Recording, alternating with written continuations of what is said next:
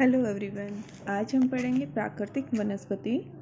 प्रकृति प्रदत्त उपहारों में प्राकृतिक वनस्पति का एक महत्वपूर्ण उपहार है, यानी कि प्रकृति के द्वारा जितने भी हमें उपहार दिए गए हैं उनमें प्राकृतिक वनस्पति एक महत्वपूर्ण उपहार है जो प्रदेश के प्राकृतिक पर्यावरण को निर्धारित एवं नियंत्रित करता है।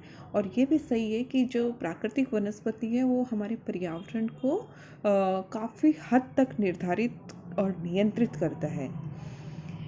यह एक प्रमुख भौगोलिक तत्व है जिसका प्रभाव एक और अन्य प्राकृतिक तत्व जैसे कि जलवायु, मृदा आदि पर प्रत्यक्ष रूप से होता है, तो दूसरी ओर यह मानवीय क्रियाओं को प्रभावित करता है। यही नहीं, ये एक आर्थिक संसाधन भी है, अर्थात इससे मानव अनेक प्रकार की वस्तुएं प्राप्त करता है जैसे कि लकड़ी, गोंद, लाख, कत्था, जड़ी बूटी, कंदमूल, पत्तियां, शहद, मोम आदि। सामान्य रूप से जो प्राकृतिक वनस्पति है उससे तात्पर्य ये समझा जाता है कि वनों से लिया जाता है कि वन ही प्राकृतिक वनस्पति हैं, लेकिन इसके अंतर्गत धरातल पर उगने वाले छोटे से छोटे पौधे, घास, कटीली झाड़ियाँ आदि को सम्मिलित किया जाता है, यानी जो प्रकृति में स्वतः उगते हैं। एक समय था जब वनों का बहुत अधिक विस्तार था, किंतु सभ्यता के विकास और नगरीकरण, विशेषकर मानव द्वारा अनियंत्रित दोहन के कारण वनों का विस्तार सीमित होता जा रहा है। और ये एक बहुत बड़ी चिंता का विषय है, क्योंकि अगर वन नष्ट हो गए तो जिसका सीधा सीधा प्रभाव पर्यावरण पे पड़ रहा है। वन जहाँ एक और जलवायु को नियंत्रित करते हैं, मृदा को संरक्षित करते हैं, तो दूसरी ओर पर्यावरण को प्रदूषित होने से भी बचाते हैं। और राजस्थान के लिए वन तो अत्यधिक महत्वपूर्ण है, क्योंकि यहाँ वनों का विस्तार सीमित है और उसका विनाश भी तीव्र गति से हो रहा है। जो राष्ट्रीय वन नीति है 1952 की, उसके अंतर्गत वनों का क्षेत्रफल 33.33% होने की अपेक्षा की गई है, किंतु इस मामले में राजस्थान काफ़ी पिछड़ गया है और यहाँ पर मात्र 9.54% क्षेत्र पर वनों का विस्तार है। अब हम पढ़ते हैं वनों को प्रभावित करने वाले कारक, जिसमें पहला आता है जलवायु।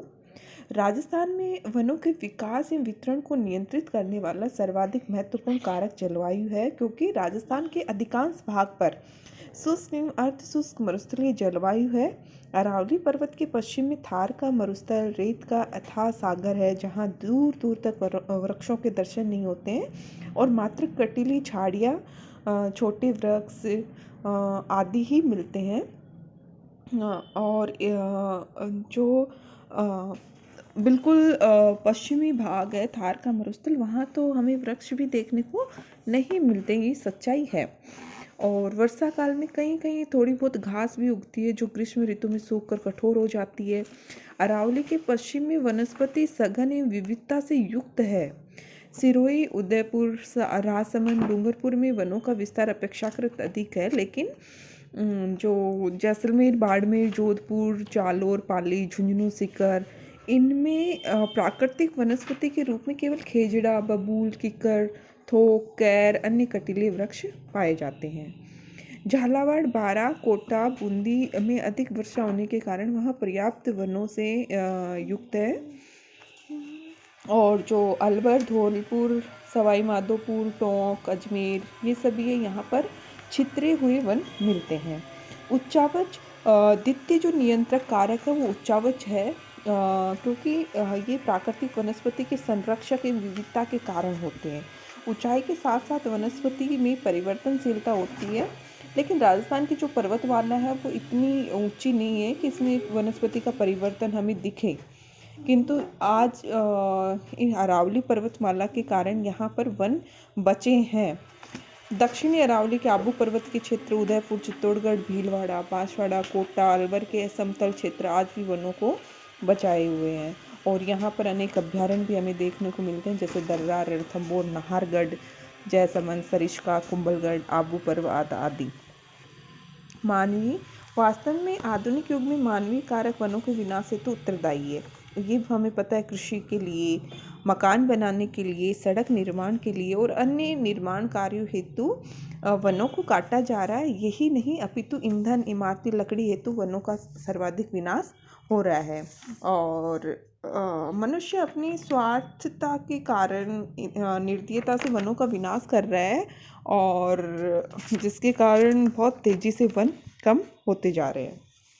वनों के प्रकार तो राजस्थान में जलवायु या उच्चावच की क्षेत्रीय विभिन्नता के कारण प्राकृतिक वनस्पति में विभिन्नता मिलती है और प्रशासनिक दृष्टि से राजस्थान के वनों को निम्नलिखित 3 श्रेणियों में विभक्त किया जाता है: आरक्षित वन, सुरक्षित वन, अवर्गीकृत वन। आरक्षित वन के अंतर्गत हम उन वनों को सम्मिलित करते हैं जिन पे पूर्णतः सरकारी नियंत्रण होता है और इनमें लकड़ी काटना, पशुचारण आदि प्रतिबंध होता है। सुरक्षित वन में लकड़ी काटने, पशुचारण की सुविधा सीमित रूप से दी जाती है और उनको संरक्षित रखने का प्रयास किया जाता है। और अवर्गीकृत वन में से सभी वन जिसमें सरकार का कोई नियंत्रित नहीं होता है।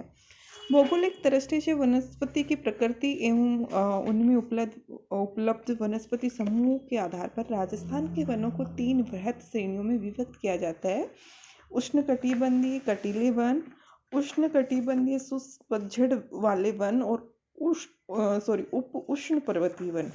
उष्णकटिबंधीय कटीले वन इस प्रकार के वन पश्चिमी राजस्थान के शुष्क एवं अर्ध शुष्क प्रदेशों में है और इन्हें मरुस्थलीय वनस्पति के नाम से भी जाना जाता है और इनमें कांटेदार वृक्ष और झाड़ियाँ प्रमुखतः मिलती हैं। जैसलमेर, बाड़मेर, जोधपुर, बीकानेर, नागौर, चूरू, सीकर, झुंझुनू, जालोर आदि जिलों में इस प्रकार की वनस्पति की अधिकता है।